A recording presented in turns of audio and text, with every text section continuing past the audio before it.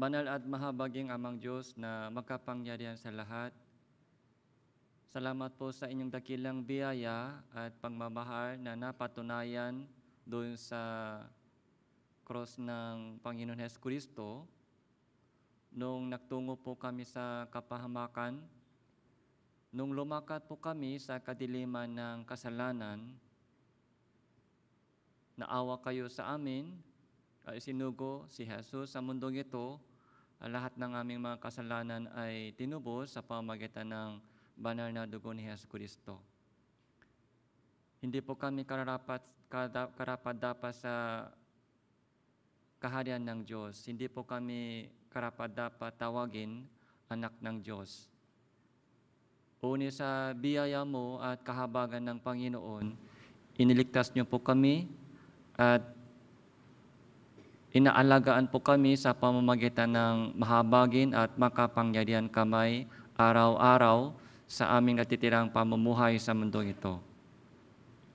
Sa umagang ito, nagtipon-tipon po kami sa inyong harapan upang makinig po kami ng inyong salita at magkaroon po kami ng banal na fellowship sa inyong pangalan. Samahan niyo po kami sa oras na ito upang may bahagi po namin ang pakilos ng Panginoon sa buhay po namin.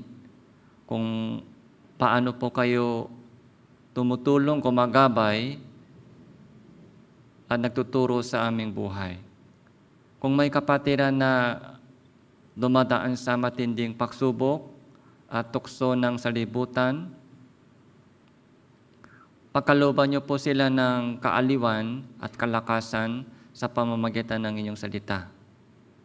Kung meron pa po kaming bagay na hindi karapat-dapat bilang isang anak ng Diyos, bigyan niyo po kami ng pusong nagsisisi upang iwanan po namin ang makamundong buhay at patungo sa makalangin na pamumuhay.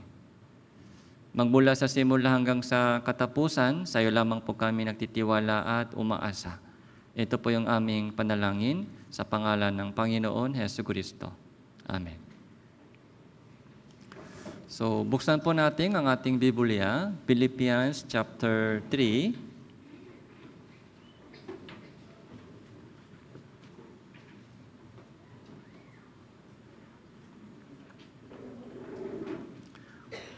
Philippians chapter 3,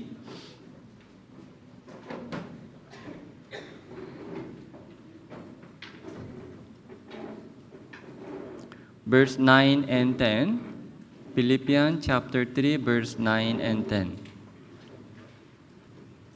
Basahin po natin itong dalawang verses sabay-sabay ng daan-daan sa malakas na boses. 3, 2, 1. At ako ay matagpuan sa Kanya na walang sarili kong katuwiran na mula sa kautusan, kundi ang katuwiran sa pamamagitan ng pananampalataya kay Kristo.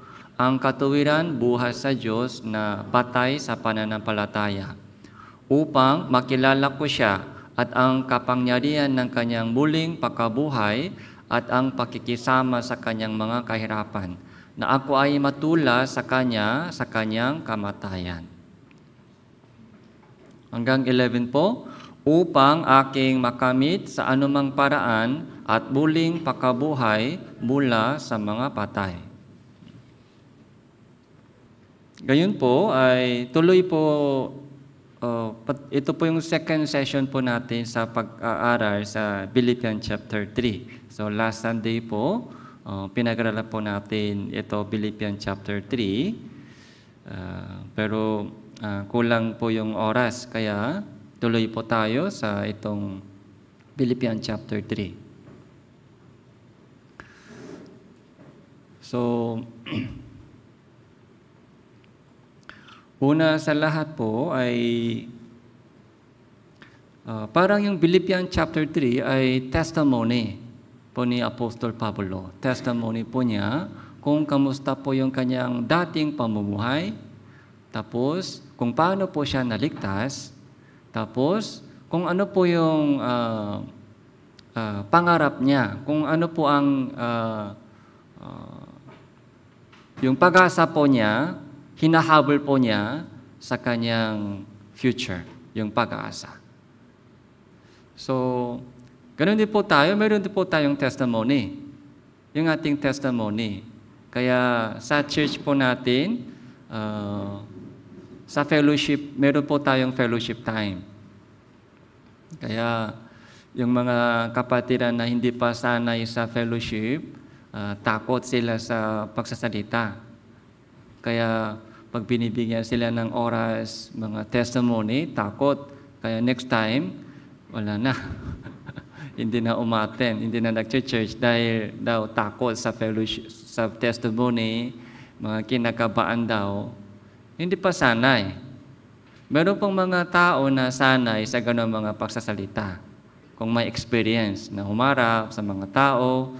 Pero sa observation po, karamihan po ng mga tao dito sa Philippines ay takot na humarap sa mga tao at magsalita.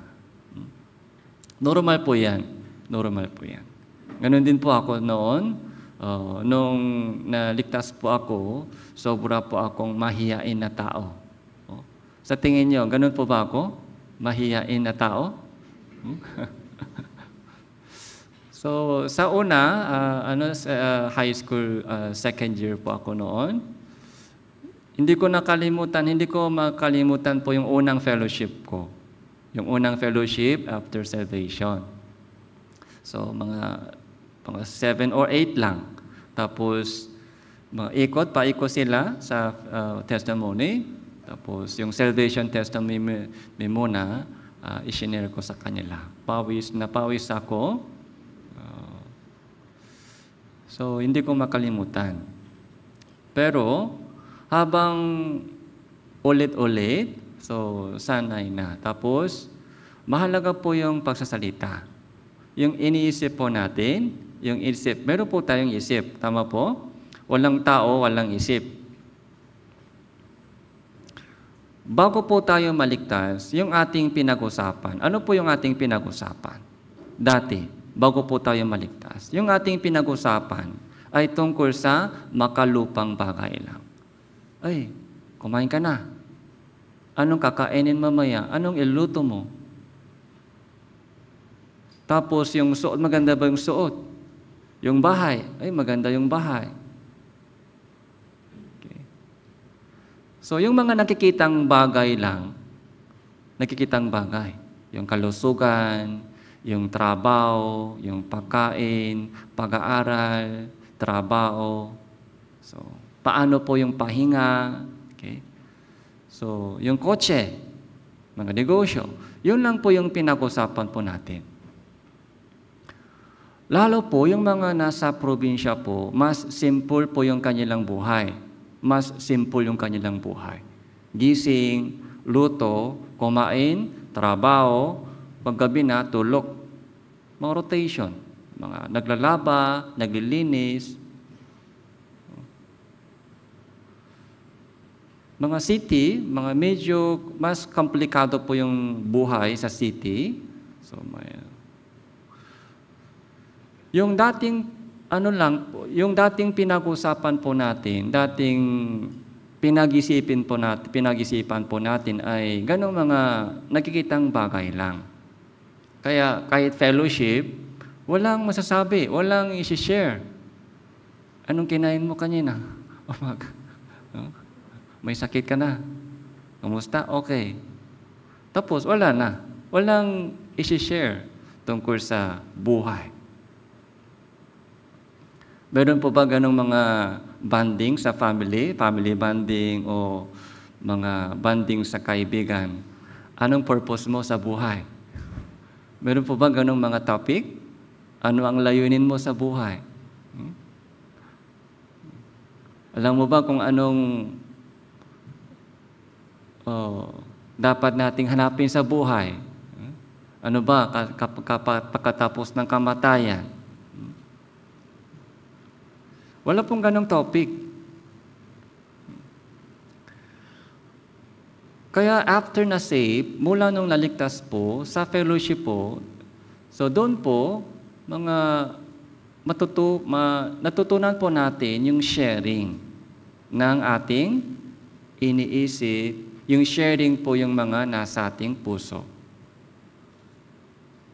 Saka yung ating pinag-usapan po, hindi po tungkol sa mga nakikitang bagay. Yung nakikitang bagay, so ano lang, small talk lang. Pero yung mga hindi nakikitang bagay, makalangin na bagay. Kaya yung mga unbelievers po, mahirap po silang pag-isipan yun. Dahil hindi po sila sanay sa ganung bagay. Makalangit, mga pag-ibig, katapatan, pananampalataya, pag-aasa, buhay na walang hanggan, kaluwalhatian. So, malabo po yun. Mahirap pag-isipan, malabong pag-isipan, so mahirap maabot. Ano ba yun? Pagdating sa nakikitang bagay, so madali lang yan. Ito tubig yan, mga laptop, cellphone, mga nakikita po natin sa YouTube. Magandang tingnan, masarap tingnan, magandang buhay. O pangit, guwapo. Yung mga nakikitang bagay, madaling pag-isipan po natin. Pero yung mga bagay na hindi nakikita, mahirap pag-isipan po natin yun. Dahil hindi po tayo sanay sa ganong bagay dati. Meron po tayong espiritu. Meron po tayong uhaw sa mga makalangin na bagay. Meron po tayong gutom sa makalangin na bagay. Pero hindi po yan napapansin ng maraming tao. Pag sakit, doon po sila umiyak pag may sakit. Nung namatay po si Lazaro, so pumunta po doon si Jesus sa funeral ni Lazaro. So, parang late na po yung pagdating po ni Jesus. Tinawagan po nila si Jesus, sana punta kayo, Panginoon. Malapit na mamatay yung kuya namin, si Lazaro. Pag pumunta po kayo, sana, so gumaling siya. Pero late na po pagdating ni Jesus. Patay na po si Lazaro. Patay na. Kaya, kapag may namatay po, ano po yung nakikita po natin sa pagbuburol? Mga malungkot, iiyak. So, yun po yung nakita po ni Jesus doon sa pagbuburol. Tapos, nailibing na si Lazaro sa isang libingan sa yungib. Umiiyak din po si Jesus. Pumunta po tayo. Ilagay po natin dito yung tali. Babalik po tayo dito. John chapter 11.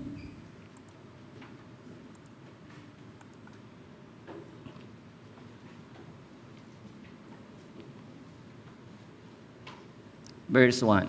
John chapter 11, verse 1.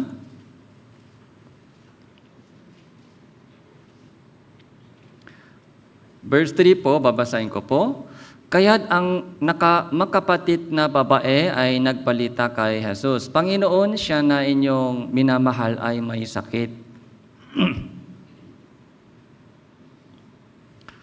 So, si Maria saka si Marta ay nagsugo ng tao para papunta si Jesus kay kuya, may sakit. Yung minamahal mo, Panginoon, may sakit. Punta kayo.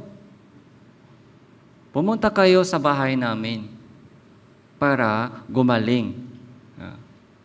Gumaling si kuya. So, ganun din po yung ating ginagawa, di ba? Kailan po tayo nagdadasal? Pag masaya tayo nagdadasal o pag may sakit nagdadasal?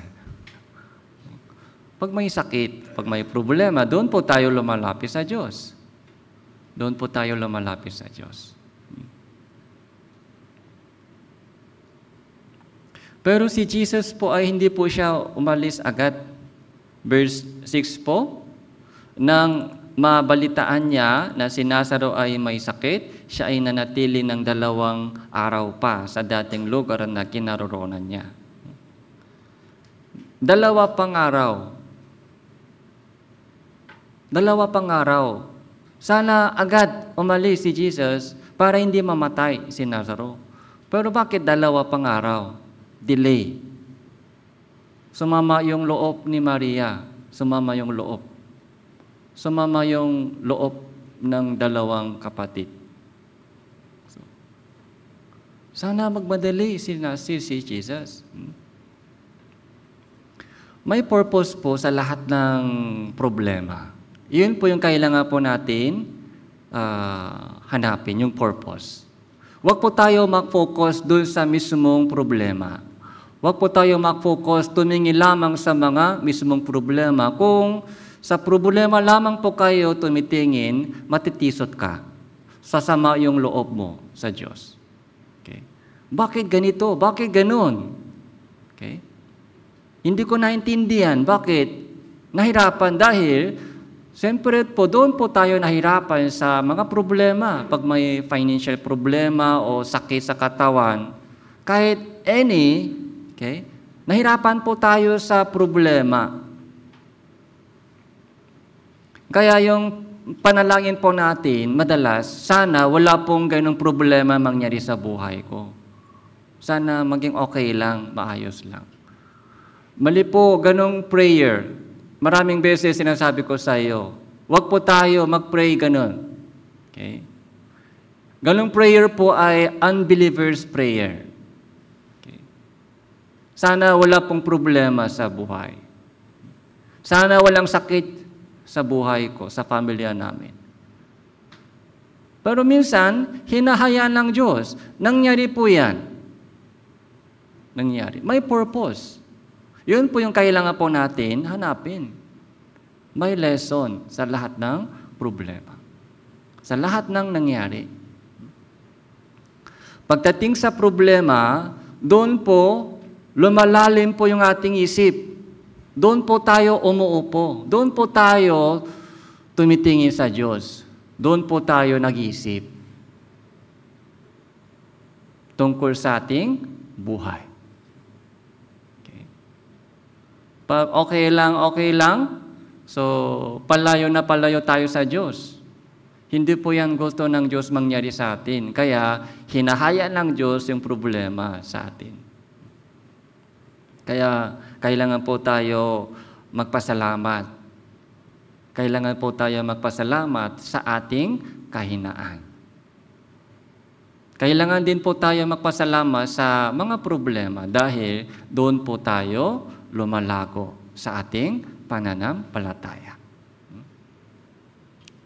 So 2 days pa. Kaya, verse 17 po, namatay na po si Lazaro.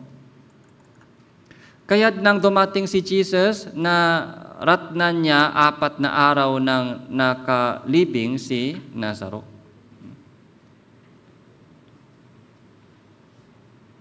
Verse 21, sinabi ni Marta kay Jesus, Panginoon, kung narito ka sana, hindi sana namatay ang kapatid ko. Ito po yung complaint. Kung narito ka sana, bakit ngayon dumating ka? Bakit late ka dumating? Kahit hindi siya anong sinasabi, pero sumama na yung loob niya. Sumama na. Nangyari na yung problema. Okay? Kahit nag-pray po sila, so isinugo nila yung tao para papuntain si Jesus, pero late na dumating, sumama na yung loob niya. Minsan, doon po, maraming kapatiran ay umalis sa church. Ganun po, kung narito ka sana, hindi sana namatay ang kapatid ko. So, dito po, sinabi ni Jesus, isang napakahalagang verse. Okay? Verse 25, 26, basahin po natin ito, 3, 2, 1. Sinabi sa kanya ni Jesus, Ako ang muling pakabuhay at ang buhay. At sumasampalataya sa akin, bagamat siya ay mamatay at mabubuhay. At ang bawat nabubuhay at sumasampalataya sa akin ay hindi mamamatay magpakailanman, Pinaniniwalaan mo ba ito? Tandaan po natin, kaya tuwing nagme-message po ako sa mga pagbuburol, ito po yung ginagamit kong verse. Okay. Ako ang muling pakabuhay at ang buhay. Ang sumasampalataya sa akin, bagamat siya ay mamatay, ay mabubuhay. Mamamatay. Bagamat mamatay. Bagamat mamatay. Yung kamatayan, hindi po natin maiwasan. Tama po? Kamatayan ay hindi natin maiwasan. Kung ligtas na tayo, hindi tayo mamamatay o mamamatay pa rin? Mamatay pa rin. Bago mamatay, ano po mangyari? Tumatanda, may sakit. Kung ligtas na po, hindi na tayo makakasakit o may sakit pa rin. Yung mga nanay dito, yung mga nanay tatay dito. Sakit sa tuot? Sakit pa din sa tuot. Tapos, nagiinom pa rin kayo ng gamot. Maintenance gamot. Nagiinom pa o hindi na kailangan? Kailangan pa uminom ng gamot. Hanggang sa katapusan.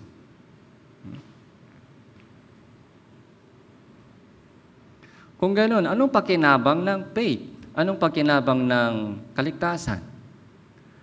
May sakit pa rin, nandyan pa rin yung problema, okay? Makulit pa rin yung anak ko, nagiinom pa rin yung asawa ko.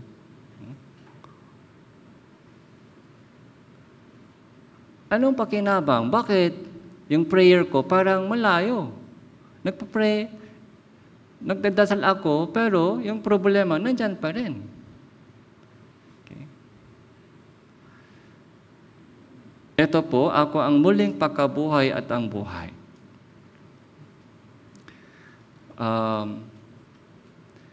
Yung changes po, yung nangyari sa atin nung ligtas po tayo, ito po yung mga ganitong changes nangyari. Isang uod na gumagapang na naging paru-paro. Okay? Naging butterfly. Yung dati pong buhay po natin ay parang uod na gumagapang. Kinakain yung makalupang bagay. Yung daon kinakain. Gumagapang sa lupa. So wala po siyang idea tungkol sa makalangit. Hindi siya na, di ba may langit, tapos mga ibon, na-fly, pero yung mga uod, wala yung idea. Sanay sa lupa. Okay? Yung mga kinakain galing sa lupa, doon po sila masaya, doon po sila malungkot.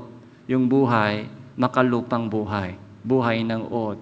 Pero nung ligtas na po, anong nangyari? Born again po yan, born again. So dati, makalupang bagay lang iniisip, pinag-usapan.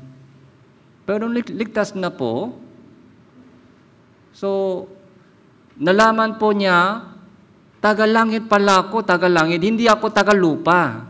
Okay? Tagalangit pala ako, tapos meron akong spirito, meron pong spiritual na life, hindi nakikita, mas mahalaga, butterfly pala ako, butterfly. Okay? Paro-paro. Nandyan pa rin yung problema, pero yung butterfly, ano po? So, fly.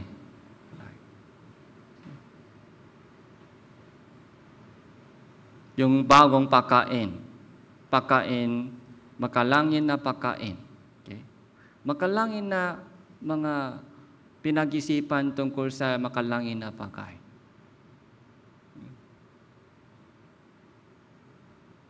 Yung fellowship makalangit na pag-asa. Nandyan pa rin yung problema, pero di ba isang eroplano habang tumataas yung level ng eroplano, yung mga lupa, yung mga sasakyan, bahay sa lupa, ay maliit lamang, maliit. Habang nandito pa tayo sa lupa, ano po yung mas maliit? Ano po yung maliit? Yung eroplano maliit, tama po? Yung sasakyan mas malaki, yung eroplano mas maliit. Kung nandito po tayo. Pero ano po ang mas malaki? Eroplano o sasakyan? Eroplano po sobrang laki, malaki.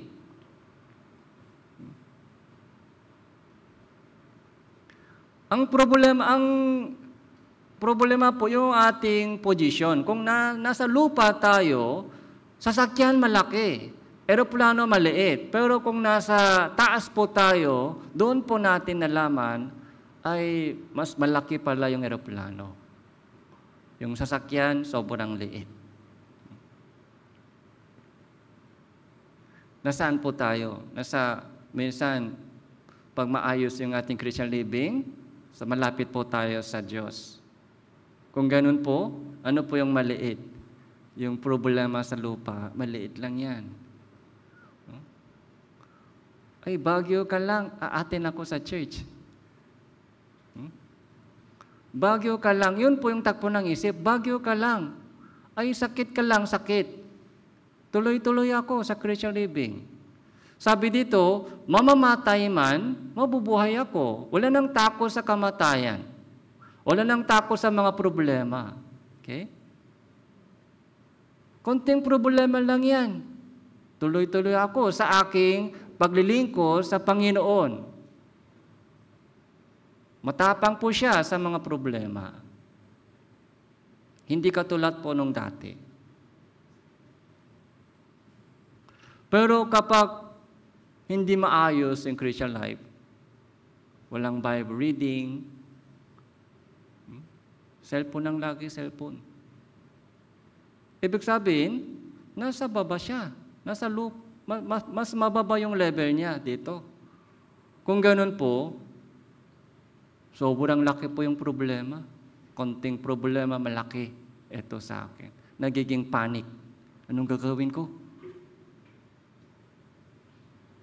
Yung makalangin na bagay, kagaya ng eroplano sa taas, maliit yang maliit. Parang laruan lang siya, laruan. Yung level, nasaan po ba yung ating level? Dito po sa John chapter 11, ito po yung pinakamalaking lungkot na nararasan po ng mga tao. Namatay na po yung kanilang minahal. Namatay na. Nasa libingan po sila. Pinakamalaking lungkot. Okay.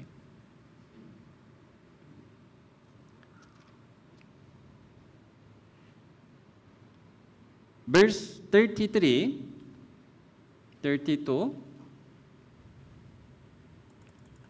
Pagdating ni Maria sa kinaroroonan ni Jesus na makita siya ni Maria, lumuhod ito sa kanyang paanan na sinasabi sa kanya, Panginoon, kung ikaw sana narito, hindi sana namatay ang aking kapatid. Kaya nang makita ni Jesus na siya ay umiiyak, pati ang mga Hudyong dumating na kasama niya, siya ay nabagabag sa espiritu at nabahala. At sinabi, saan ninyo sila inilagay? Sinabi nila sa kanya, Panginoon, so halika at tingnan mo. Verse 35. So, basahin po natin ito. 3, 2, 1. Umiyak si Jesus. Umiyak din si Jesus. May tanong po ko sa iyo, bakit umiyak si Jesus? Dahil namatay si Lazaro? Dahil sa kamatayan ni Lazaro, umiyak si Jesus dito? Hindi po. Okay. Hindi siya umiyak dahil namatay na si Lazaro.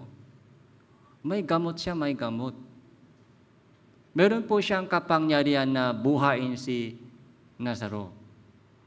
Kaya mamaya, tinawagan ni Jesus si Lazaro, parang buhay pa siya. Lazaro, lumawas ka.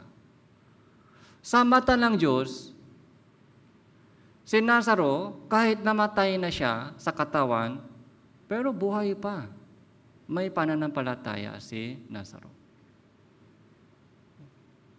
Pero sa mata ni Jesus, sino po yung namatay na? Sa mata ni Jesus, sino po yung patay? Yung mga umiiyak dahil kay Lazaro. Okay. Umiyak si Jesus dahil sa mga umiiyak. Okay.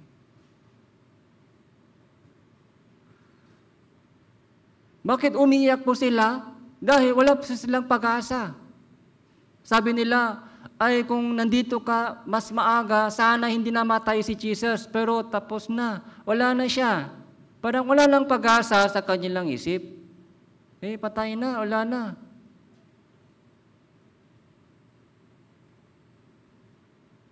Dahil sa kanilang kalagayan na walang pag-asa, sa lupa lang tumitingin. Sa mga makalupang bagay lang tumitingin, doon sila nagpo-focus. Doon sila umiiyak, doon sila tumatawa. Kung okay na yung problem, kung okay na yung sitwasyon, masaya. Pag may problema, umiiyak doon. Okay. Si Jesus po ay umiiyak nung nakita po niya ganung mga tao.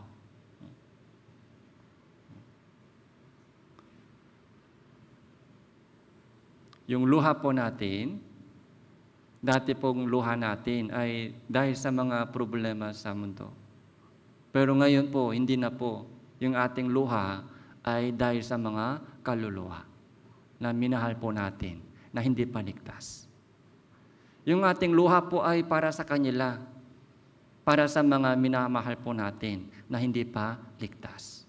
Para sa mga kapatiran na wala sa church. Para sa kanila dapat. Hindi dahil sa sakit, hindi dahil sa mga problema. So, wag po tayo umiyak doon. So,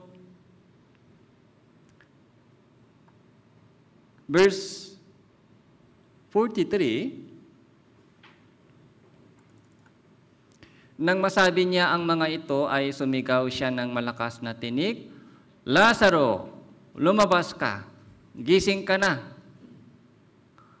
Gumising ka. Yun po yung sabi ni Jesus kay Lazaro. Ibig sabihin, sa mata ni Jesus, si Lazaro, okay lang. Yung itong binuhay na muli siya, muling pagkabuhay, ay isang ito po yung hinahaya ng Diyos para malaman po nila, para makita po ng ibang tao na umiiyak kung sino si Jesus. Yun lang po yung purpose. Kaya, hindi lahat po ay binuhay ni Jesus dito ngayon. Sino lang po binuhay ni Jesus? Ulit? Si Lazaro lang, isang sample illustration. Si Lazaro lang po, tinawagan ni Jesus. Pag sinabi ni Jesus dito, kung sakali po, kung sabi ni Jesus dito, lumabas na kayo, sino po yung lalabas? Lahat. Lahat ng mga nasa libingan, lumabas. Pero, si Lazaro lang po, tinawagan ni Jesus, isang sample, illustration, para makilala po ng mga ibang tao doon, umiiyak, kung sino si Jesus. Para makaroon po sila ng pananampalataya. Lumabas ka, Lazaro. Para makita po nila kung sino ako. Para makilala nila kung sino ako. Para hindi na sila umiiyak sa ganong mga bagay. Ako ang buhay, muling pagkabuhay at ang buhay. Okay. Sino mang sumampalataya sa akin, bagamat siya ay mamatay, ay mabubuhay. Para makita, para malaman po nila kung sino ako. Binuhay niya si Hesus Kristo. Verse 42,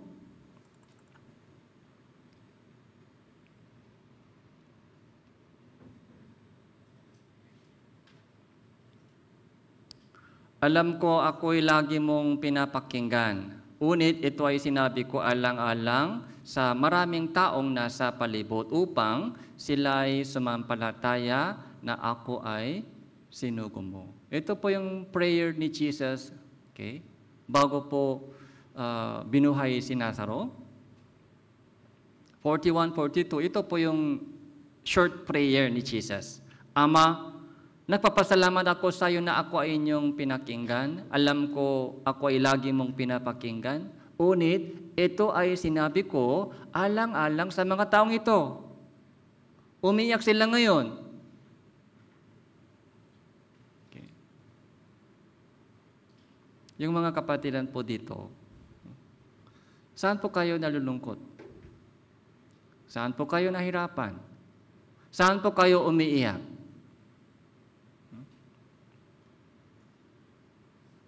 Napakahalaga po yung luha po ng mga Kristiyano. Huwag po natin ninyo sayangin yung inyong luha. Okay. Yung ating lakas, okay? Yung ating buhay, yung ating oras, kailangan gamitin para sa Diyos.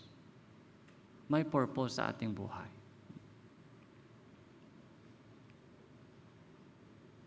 So, balik po tayo sa Pilipos, chapter 3.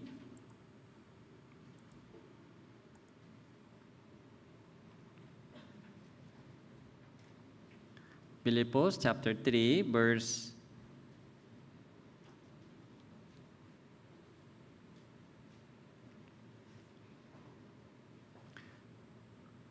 Si Apostol Pablo naman po lumuha dahil sa ganung mga tao. Okay? Katulad po ni Jesus, si Apostol Pablo naman po umiyak siya. Lumuha po siya dahil sa mga taong nakatuon sa mga lupang bagay lang. So chapter 3, verse 18 po.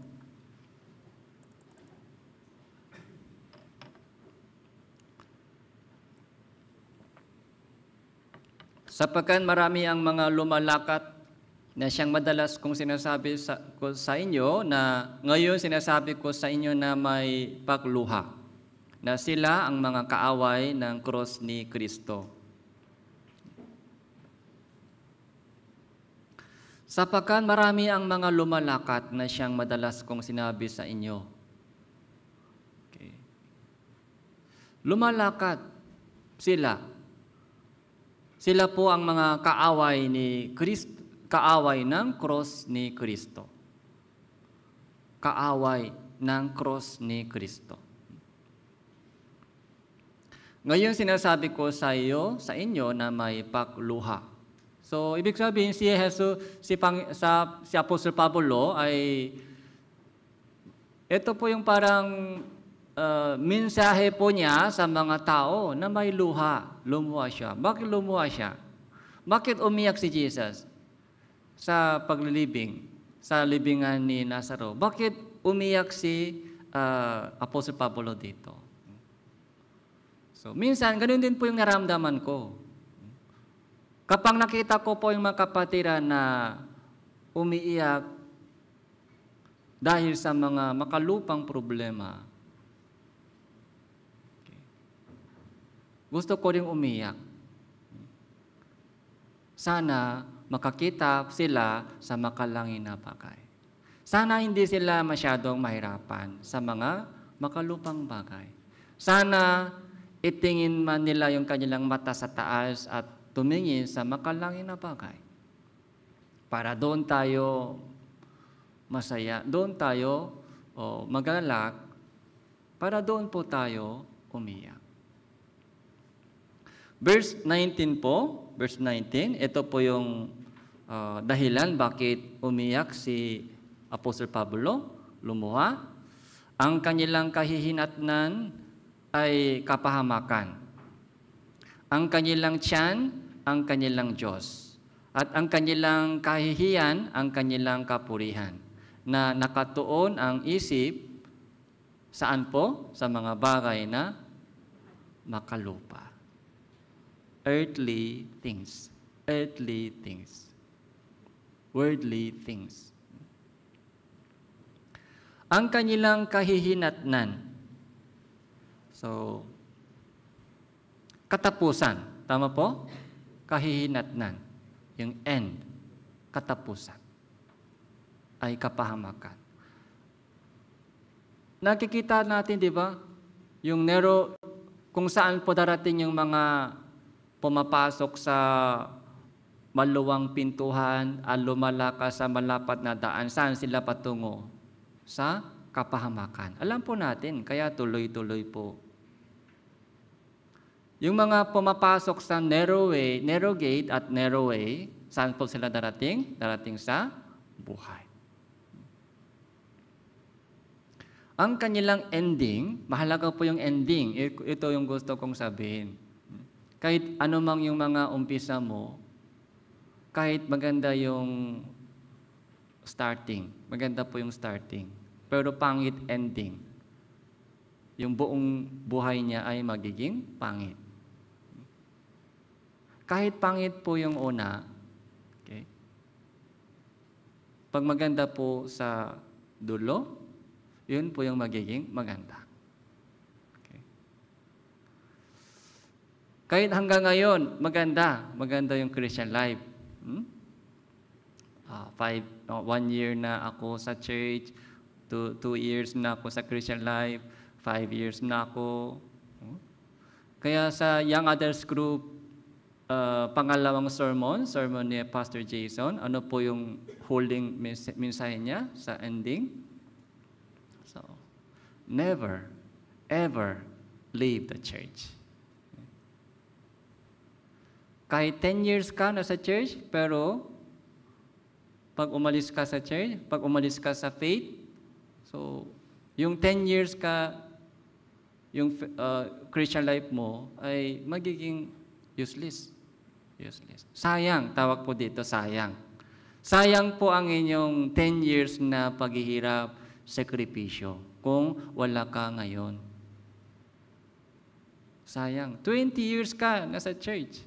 Tuloy-tuloy. Maganda yung Christian life mo. Pero kung wala ngayon, ay ibig sabihin kung umalis ka sa pananampalataya. Sayang. 20 years. Kung 1 year o 2 years lang, hindi ganun sayang. Kasi maiksi lang. Pero kung tiniis mo ang unang pagturusa, tiniis mo, maraming mga dinadanas po natin, di ba? Sacrifice mo, yung mga pag-uusik na tiniis mo, yung mga pagturusa na tiniis mo. So, pero sayang. Ano po yung example na ganong mga case? So, tingnan po natin, 2 Timothy, 2 Timothy chapter 4,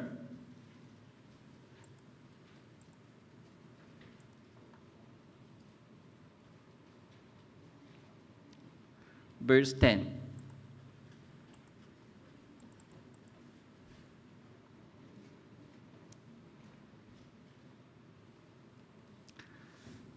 Sapagkat iniwan ako ni Demas na umibig sa salibutang ito at nagtungo sa Thessalonica. Si Crescente ay nagtungo sa Galacia at si Tito ay sa Dalmatia. Si Lucas lamang po ang kasama ko. Sunduin mo si Marcos at isinama mo sapagkat siya ay kapakipakinabang sa akin sa ministeryo. Dito po nakikita po natin ilang mga tao, yung pangalan nila. Iniwan ako ni Demas. Pansinin po natin yung dalawang tao, si Demas saka si Marcos. Alam po natin yung storya po nilang dalawa, si Marcos. Si Marcos po ay pinsan po siya ni Bernabe. Yung Bernabe po ay sa una, kasama po siya ni Apostol Pablo sa misyon, si Bernabe. Mauna po siya naligtas kay Apostol Pablo. Kaya, si Bernabe po ay malaking tulong. Tumulong po siya kay Apostol Pablo nung bago pa siya ligtas, si Apostol Pablo. Pero habang nakasama po sila sa mission trip, mga first mission, second mission, third mission. So pagkatapos ng first mission trip, so humiwalay po sila, nagkipagtalo sila, nagkipag-away. Sino po yung naging issue? Si Marcos. Dahil kay Marcos, humiwalay po sila. Si Marcos po ay naging reason bakit sila dalawa ay separate. Dahil si Marcos po ay bata pang isip noon. Kaya nung sumama po siya sa first mission trip, si Marcos ay kasama. Si Marcos sa kasama, isinama po ni Apostol Pablo si Marcos. Pero on the way, si Marcos ay hindi ayaw tuloy. Umuwi po siya, bumalik po siya sa Jerusalem. Dahil, ano po yung reason? Yung mission trip, mahirap o madali? Mahirap po mission trip. Akala po niya siguro ay mga trip lang, mga pasyal. Magagandang lugar, vegetation, masarap pagkain, mga experience. Pero hindi po gano'n yung mga mission. Mahirap. Kaya nung nahirapan po siya sa mission, ay ayaw ko. Gusto kong umuwi. Bata pang, hindi pa siya dumaan sa training, hindi pa na subok. Kaya bumalik siya. Dahil siya po yung pinsan ni Bernabe, siyempre si Bernabe po ay gusto po niya ibigay yung chance sa kanyang yung pinsan. Sana isama din si Marcos. Bigyan siya ng isa pang pagkakataon. Pero si Apostol Pablo, stricto po siya sa ganung bagay. Hindi pwede siya isama. Hindi pa siya ready. Kailangan pa siya dumaan sa training sa church. Kailangan pa siya lumago sa Christian life. Kaya, ayaw ni Apostol Pablo na isama si Marcos. Gusto ni Barnabe isama si Marcos. Kaya nakipagtalo silang dalawa. Kaya, sige, separate na tayo. Yun po yung unang storya ni Marcos. Pero dito po, anong sabi ni Apostol Pablo? Sunduin mo si Marcos at isama mo, sapagkat siya ay kapakipakinabang sa aking sa ministeryo. Ngayon po, si Marcos, okay? Handa na po siya, mature na po siya dito o hindi? Mature na. Kaya sabi ni Apostol Pablo, isama mo siya, sunduin mo. Malaking tulong siya sa aking ministry. Malaking tulong. Pangit sa umpisa, pangit sa una, pero ngayon, maganda sa dulo. Kaya maganda siya. Magandang Christian life. Kaya ginamit po siya ng Diyos. Kaya Gospel of Marcos ay isinulat po ni Marcos ito. Gospel of Marcos. Okay. Kahit hindi po siya kabilang sa 12 disciple, tama po, si Marcos po ay hindi po kasama sa 12 disciple. Pero ginamit po siya ng Diyos para mabuo isang aklat ng gospel. Pangit umpisa, magandang ending. Okay? Pero si Demas, tingnan po natin, Colossians chapter 4 verse 10.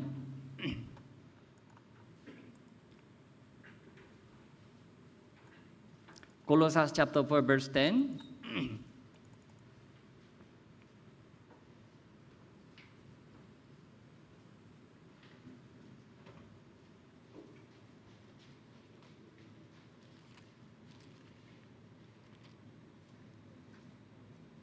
Verse 14 po, verse 14.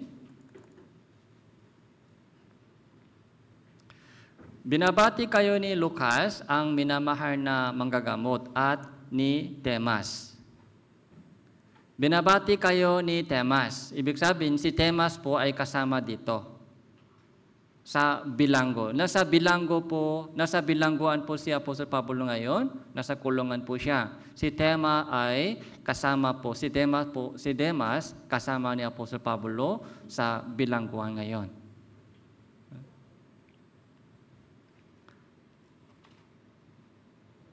Philemon, chapter 1, verse 24, Philemon.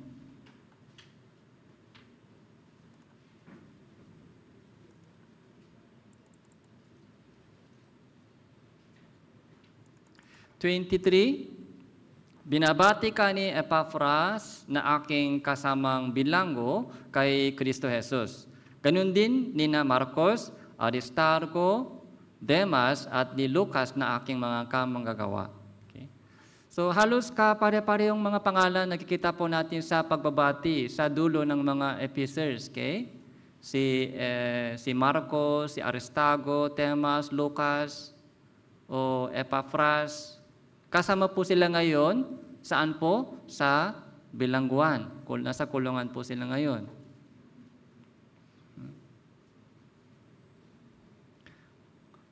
Kung nasa kulungan po ako, pwede po kayo sumama? Kung dadalhin po ako ng polis dahil sa ganitong gawain, bawal. So, dadalhin nila ako sa kulungan. Pwede po kayo sumama? O ayaw na. Ayaw na mag-church. Ay, baka madamay ako. Ayaw ko na mag-church sa Tanawan. Sino po makasama? Pang masaya, madali lang sumama. Sama ako. Pang masarap na pagkain, madali sumama. Kaya yun po yung kailangan po natin matutunan. Yung Christian life po, hindi po pagsama sa madaling gawain na lang. Habang tumatagal po tayo sa church, habang lumalaki po yung church po ito, maraming kailangan gawin. Pagluluto. Okay? Kailangan madaling araw gumising at pumunta sa church para magluto. Okay? Kailangan din maghugas ng pinggan, kailangan maglinis, kailangan maraming minister, mga choir, okay? Mga church school teachers, mga canting servant, okay? Yung mga nag-aalaga ng mga bata, yung mga pagsusundo, okay? Kapag ayaw sumama doon sa ministry, mga sermon lang, nag-enjoy ng sermon. Na-bless ako ngayon. Nag-enjoy ng pagkain. Tapos umuwi na. Ano po ba yun? So kung ganun po, may problema tayo sa ating fellowship. Mga kamanggagawa ng Diyos. Hindi lamang sa mga magagandang, madaling bagay, madaling gawain. Pati, pag nakita po ninyo yung mga mahirap na gawain sa church, doon po kayo sumama. Pag nakita niyo yung mga kapatid na naglilinis, doon po kayo sumama sa paglilinis. Mga cleaning, CR. Okay. Yung mga dishwashing. Minsan po, nakikita po ko, nagsabi sa akin, kaya nakasulat sa church news yung mga assign, pero wala daw. Pagkatapos kumain, umalis. Naghintay lang ng service. Naghintay. Hindi po tama, hindi po magandang ganong puso. Yung tunay na kamanggagawa ay kahit nasa bilangguan po sila kasama. Lalo kapag may gawain tayo sa church, yung sakripisyo na kailangan, doon po tayo sumama kapag may kailangan. Yung mga baby pang Kristiyano, okay lang, mga 1 year pa o mga ilang buwan pa. Pero 2 years na kayo, 3 years na kayo, 4 years na kayo, hanggang kailan baby pa. So, dapat sumali po tayo sa mga gawain, ministry, para yung mga bagong ligtas na brothers, sisters ay tuloy-tuloy sa church. Okay? So, si Tema po, isa pa po, sa unang Pedro chapter 5. Unang Pedro chapter 5 verse 13.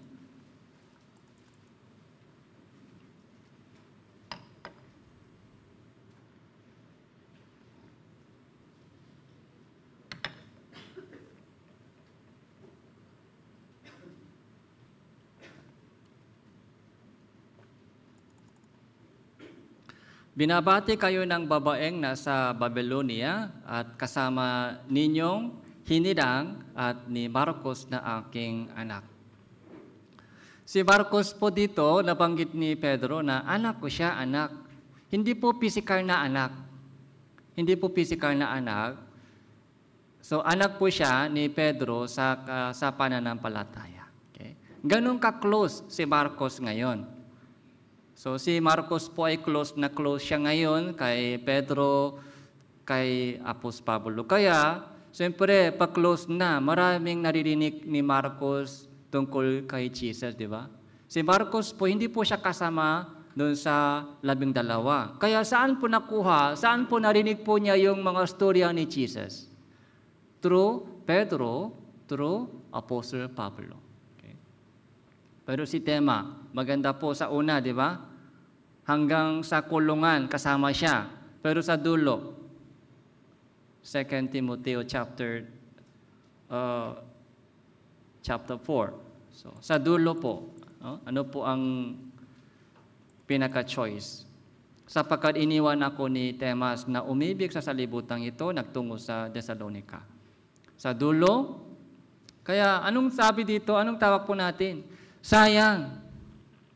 Sayang po yung kanyang sakripisyo. Sayang po yung kanyang pagtitiis, pagtsatsaga sa gawain.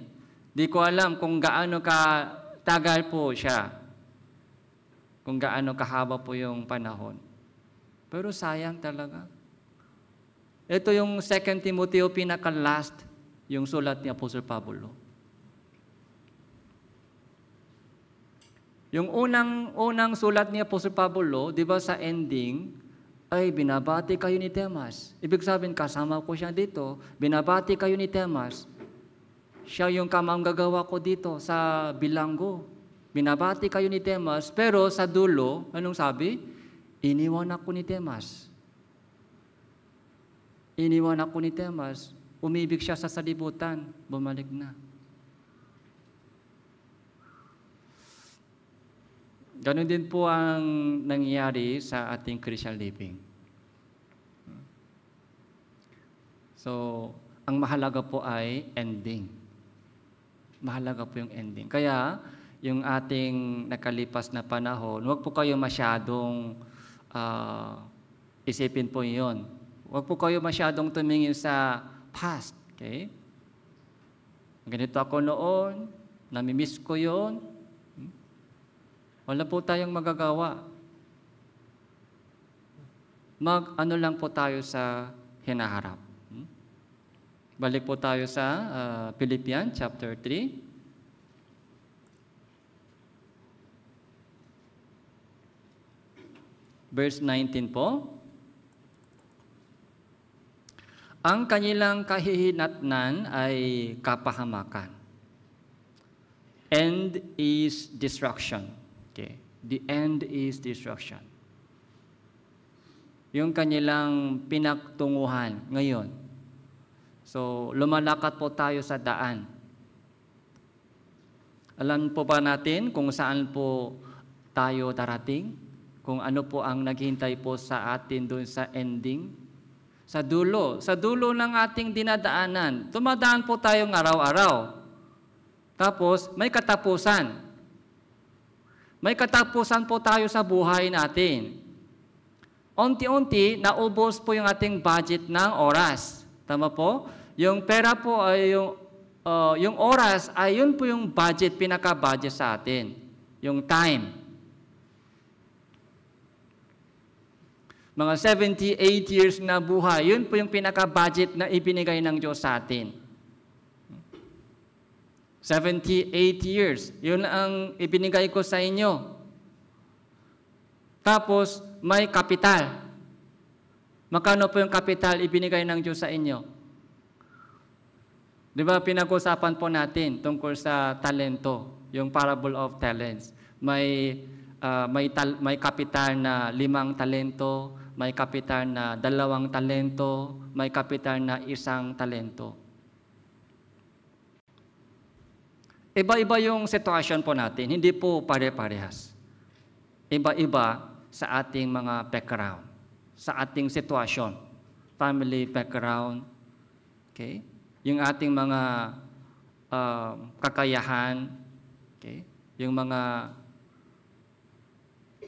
Yung ating katawan, yung condition po sa ating buhay, iba-iba yung talento.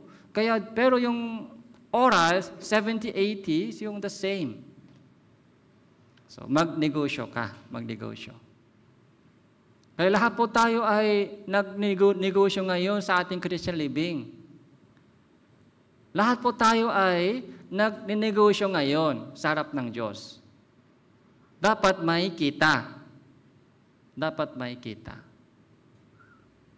Kailangan natin gamitin lahat ng talento na ibinigay ng Diyos sa atin. Una, yung katawan ko muna. Yun po yung gamitin po natin, yung oras. Gamitin. Kung wala tayong ibigay sa Diyos, ano po yung ibibigay natin? Oras mo ibigay. Oras mo. Katawan mo ibigay. Huwag natin sabihin, Pastor, wala akong ibigay. Meron lahat.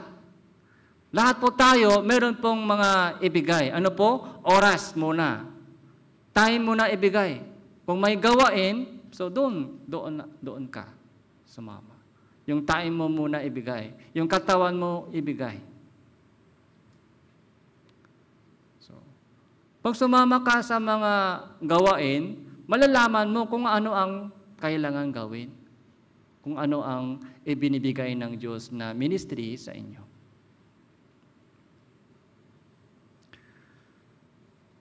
Ang kanilang tiyan, ang kanilang Diyos, ang kanilang kahihiyan, ang kanilang kapurihan, na nakatuon ang isip sa mga bagay na makalupa. Kaya sila po ay kaaway ng cross ni Kristo. Kaaway sila. Sino po yung kaaway ng cross ni Jesus? Yung cross po ay, yun po yung tulay patungo sa langit. Yung cross. Yung cross ni Jesus,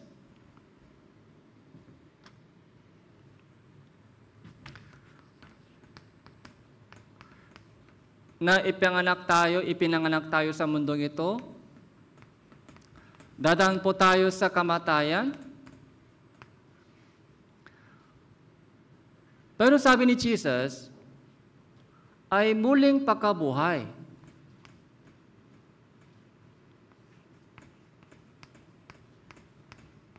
Resurrection.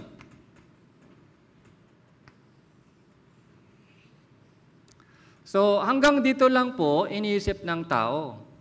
Ipinanganak tayo, kaya nabubuhay tayo, mamatay tayo. Birth certificate. Tapos kapag namatay na po, ano po yung certificate? Death certificate.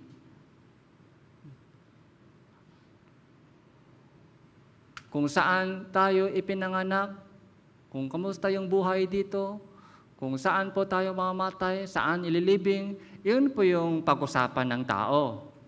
Okay?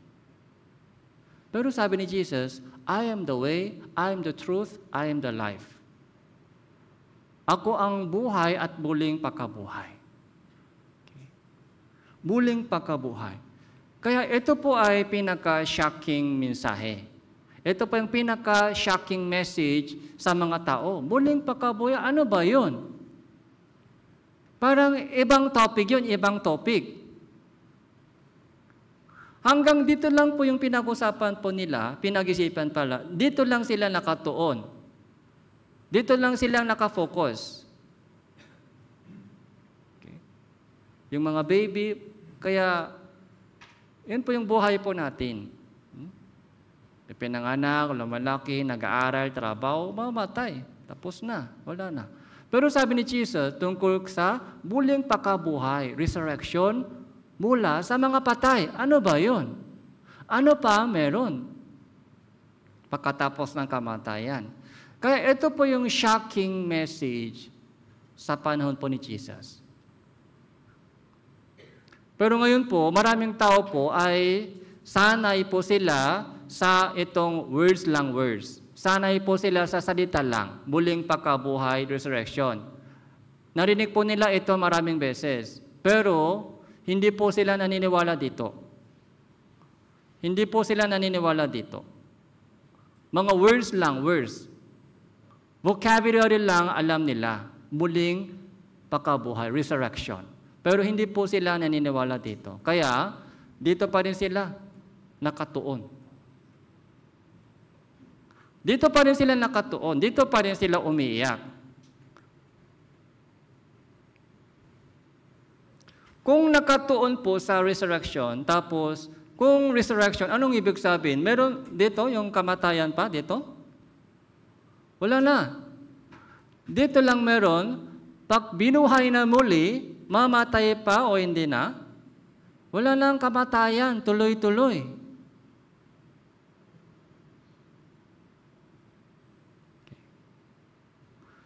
Pag sumama ka dito, hindi na mamamatay. Saan? Yun po yung mahalaga. Lahat ng tao ay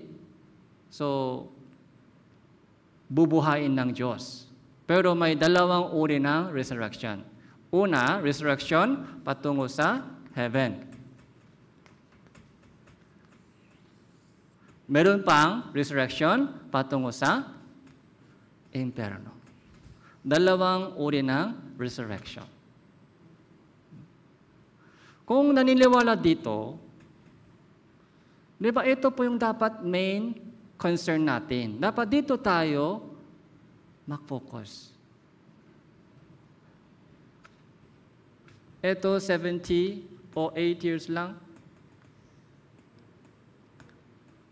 Siguro pagkatapos ng itong sermon, pag umuwi na po tayo sa bahay, okay? Mamaya pagka-lunch, pag umuwi po tayo sa bahay, siyempre, babalik tayo dito. Kasi kitang-kitang yan, araw-araw. Yung problema mo nandyan pa rin. Kailangan mag-dinner mamaya, kailangan magluto. Pagod, pahinga, kailangan pahaw, kailangan negosyo, business, trabaho. Bukas, kailangan pumasok. Kaya parang dito, nakulungan po dito yung ating isip. Mga Sunday lang, pag dito tayo, naririnig ganitong mensahe, tama, ganon. Kaya araw-araw, kailangan meditation po natin. Araw-araw, kailangan meditation. Kung sino ako, ano ang dapat kong isipin? Ano ang dapat kong hanapin? Ano ang dapat kong gawin araw-araw? Kung wala pong ganong reminding araw-araw, dito, babalik po tayo dito mamaya-maya. Kasi ito ay napaka-strong. Napaka-strong. Ginagamit po ni Satanas maraming bagay dito. Maraming sandata meron siya. Okay? Para hindi tayo tumingin dito. Parang sikreto ito ngayon, secret. Konti lang tumitingin dito.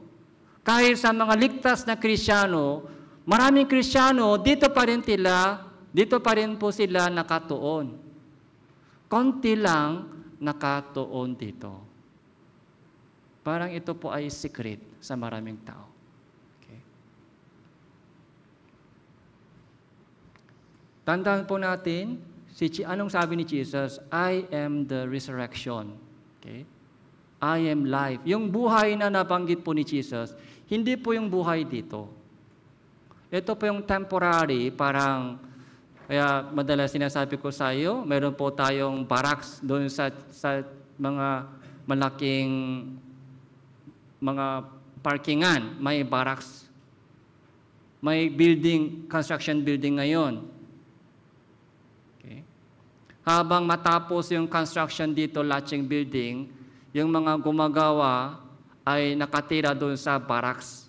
Temporary po yan. Temporarying tirahan. Pagkatapos ng construction, gigibahin po nila yun. Yung buhay po dito ay temporary lang po. Temporary. Verse 20. So, yung kaaway ng cross ni Jesus, bakit kaaway po sila ng cross ni Jesus? Mula dito, kamatayan, patungo sa resurrection, ano po yung daan?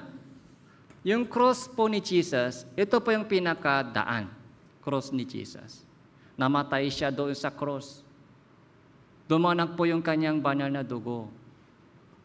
Nahirapan siya sa cross upang tubusin yung ating kasalanan. Kaya natubos na po lahat ng ating kasalanan, napatawan na po yung ating kasalanan. Sino mang, John 3 verse 16, sino mang sa Kanya sumampalataya. Ano pa po? Ay huwag mapahamak sa kapahamakan, kundi makaroon ng buhay na walang hanggan. Yun po yung John 3:16. Sapagkat gano'n na lamang ang pag-ibig ng Diyos sa salibutan ito. Pag-ibig ng Diyos sa salibutan. Ano po yung pag-ibig niya? Na ibinigay niya yung kanyang tanging anak. Ibinigay ng Diyos yung kanyang tanging anak si Jesus. Bakit? Sa cross. Kailangan po yung isang tao mamatay sa cross para sa kasalanan ng buong salibutan. Namatay na siya. Dumanak na yung kanyang dugo. Ngayon, sabi ni Jesus, natupad na, tapos na. Nasa atin na po yung bola. Nasa atin, nasa tao na yung choice. Okay. Tapos na po yung trabaho ng Diyos. Tapos na yung trabaho ng Diyos. Doon sa cross. Nasa mga tao na yung choice kung tatanggap nila ito o hindi. Konti lang po ay tumanggap ng itong biyaya. Mas maraming tao po ay nandito pa rin. Napaka-strong po ito. Napaka-strong. Yung hanap buhay dito. Akala po nila, yung buhay dito, yun ang buhay nila.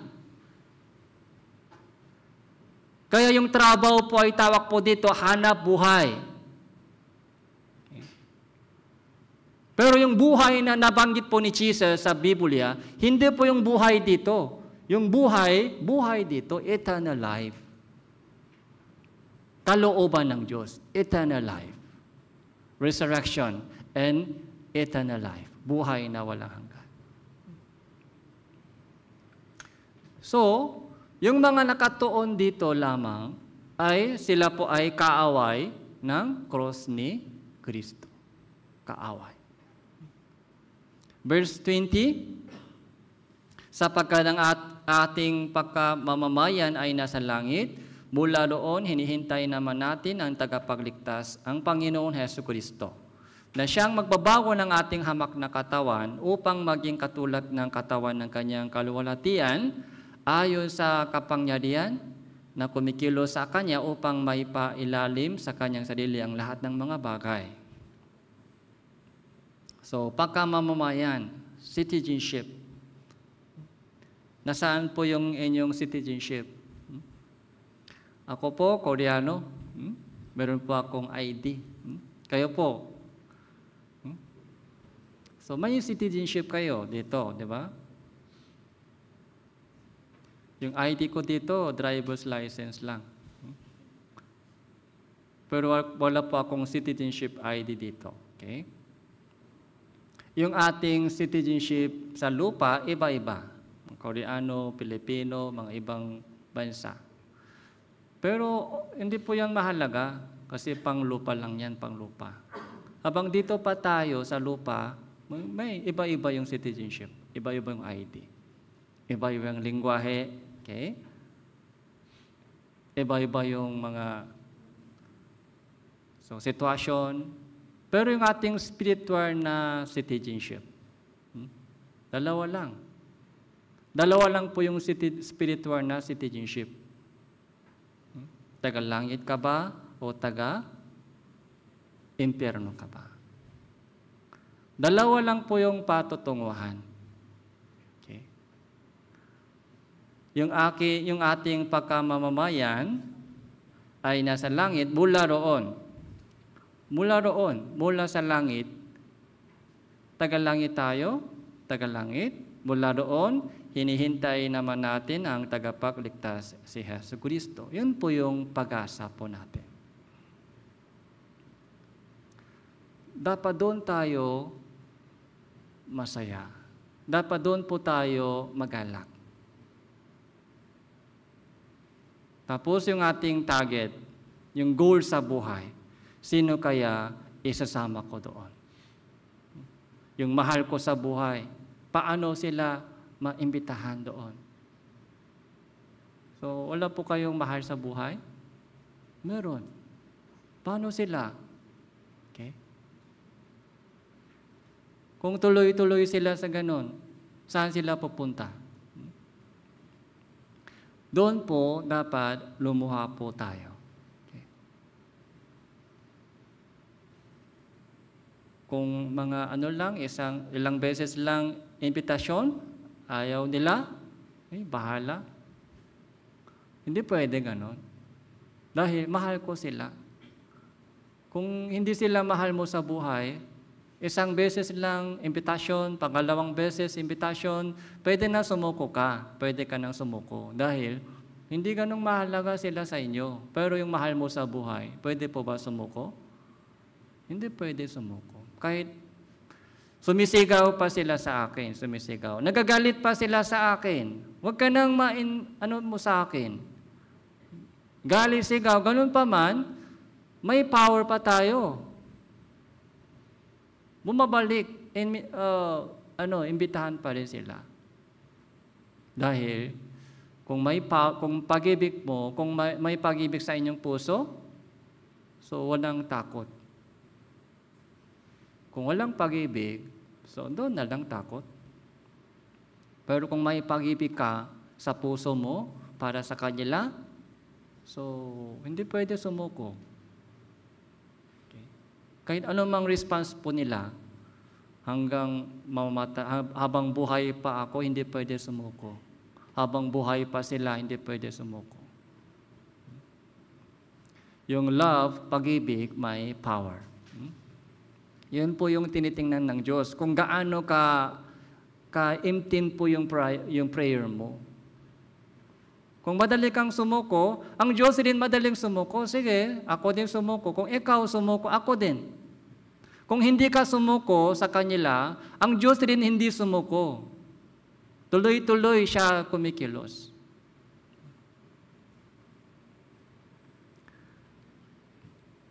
Kaya, verse 14, last verse po natin ngayon. Nagpapatuloy ako tungo sa mitiin para sa gantimpala ng dakilang pagtawag ng Diyos kay Kristo Jesus. Kaya dito po sa Philippians chapter 3, so yun po yung ating nakikita kung ano po ang testimony ni Apostle Pablo, tapos kung ano po yung mensahe po niya sa mga kapatiran. Kaya, so hanggang dito lang po, manalangin po tayo. Salamat po, Panginoon, sa oras na ito, sa inyong pagtawag po sa amin sa lugar na ito. Nakita po namin, Panginoon, kung gaano kamahal po kami ng Panginoon, kung gaano kadakila yung kalwalhatian na inihanda mo para sa amin. Tulungan niyo po kaming lahat upang patuloy po kaming lumakas sa itong daan ng katuwiran at pananampalataya hanggang dumating si Hesus Kristo. Lahat po ng mga kapatiran dito na dumadaan sa maraming pagsubok at kahirapan, pagkalooban po sila ng kalakasan at karunungan at matibay na pananampalataya upang madaig po nila ang salibutan sa pamamagitan ng tulong ng Panginoon. Ito po yung aming panalangin sa pangalan ng Panginoon Jesu Kristo. Amen.